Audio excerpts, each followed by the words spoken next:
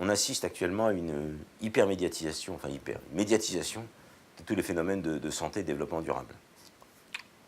Alors, il y a des effets d'annonce, des effets de catastrophe. Bon, on l'a bien vu avec Fukushima. Donc, Fukushima, c'est un bon exemple parce qu'on a eu une véritable explosion médiatique pendant quelques semaines et puis après, c'est un peu disparu.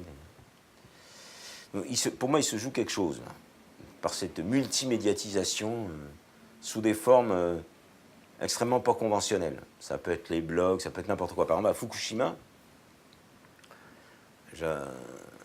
pour être concret dans mes questionnements, quoi, j'avais été surpris, impressionné, surpris dans le sens impressionné, quoi, par la première page du journal Le Monde. Le journal Le Monde, à l'époque de Fukushima, au mois de mars, il publie un dessin et des photos à l'intérieur, quoi.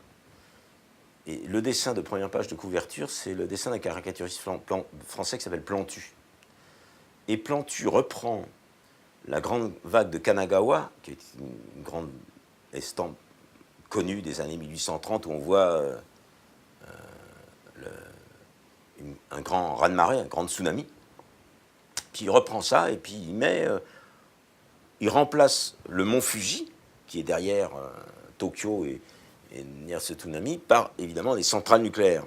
Et puis les bateaux qui sont présentés normalement dans les stands originels sont remplacés par des maisons qui voguent à l'eau, puisque c'est un peu ça le tsunami. Et il fait un truc très intéressant sur nature et culture, puisque nature à travers le tsunami, culture à travers les centrales atomiques. J'aime bien ce processus où le mec, il a repris, l'artiste a repris une représentation que tout le monde, entre guillemets, connaît, enfin, qu'on a dans notre imaginaire, beaucoup de gens en tout cas, pour la tordre et pour l'amener, d'ailleurs il dit bien d'après Hokusai, pour l'amener sur une thématique contemporaine.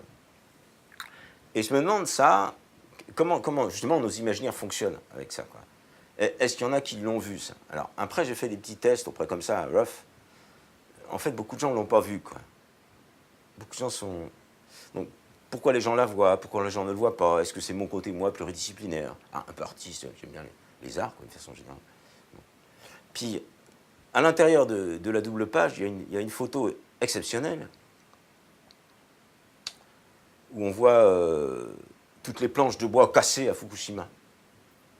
Alors, mise en grand, quoi. C'est presque sur la double page du Monde, ce qui est exceptionnel, parce que le Monde ne fait pas beaucoup de photos. Et en bas à gauche, il y a une publicité pour la maison des bibliothèques en France. Et on voit des planches d'équerre. Ça bien. Je me suis toujours posé la question de savoir si le rédacteur en chef a laissé passer ça volontairement ou involontairement. C'est-à-dire qu'on a plein de planches en bois complètement écrasées. Et puis en bas, on a une publicité pour le... Alors quand je fais mon cours maintenant en licence, enfin, l'année dernière, parce que je change un peu tous les ans, pour les journalistes, j'ai dit, vous voyez, le truc qui doit vous questionner, quoi. Comment, en tant que journaliste, on peut laisser passer ça, quoi. On est dans ces procédures de médiatisation, de multimédiatisation. La question donc, que je me pose, qui m'intéresse, à travers la circulation comme ça des savoirs, ou des médiatisations des savoirs, dans les blogs, dans tout ça, à la télé, dans les émissions de télévision, Crime Scene Investigation. Vous, ici, à Comme Santé, vous travaillez sur les séries télévisées pour enfants. Voilà, c'est ça l'objet qui me semble être très important de traiter. Comment, sous ces formes que j'ai appelées médiatiques populaires, qu'on commence à bien travailler du point de vue de l'esthétique, on commence à en comprendre les codes, on commence à comprendre comment elles fonctionnent. Nous, on a Plus belle la vie en France. Plus belle la vie, c'est une soap opera, une série télévisée tous les soirs, où on a des campagnes sur le cancer du côlon. Bam, pendant 10 secondes, il y a deux comédiens qui échangent sur la campagne. Vous êtes fait soigner? Non, pas moi, oui. Bon. On a des effets, on a des constructions sociales des gens, quoi. Et en fait, on a quelques travaux qui commencent, mais c'est cela que je voudrais bien qu'on développe, moi. Voilà, ces travaux. Alors, je ne veux pas appeler ça réception. C'est pas réception, parce qu'il y a une dynamique qui ne tient pas compte du... Réception, c'est boum. Moi, je voudrais qu'on travaille ces dynamiques communicationnelles autour de ces objets-là.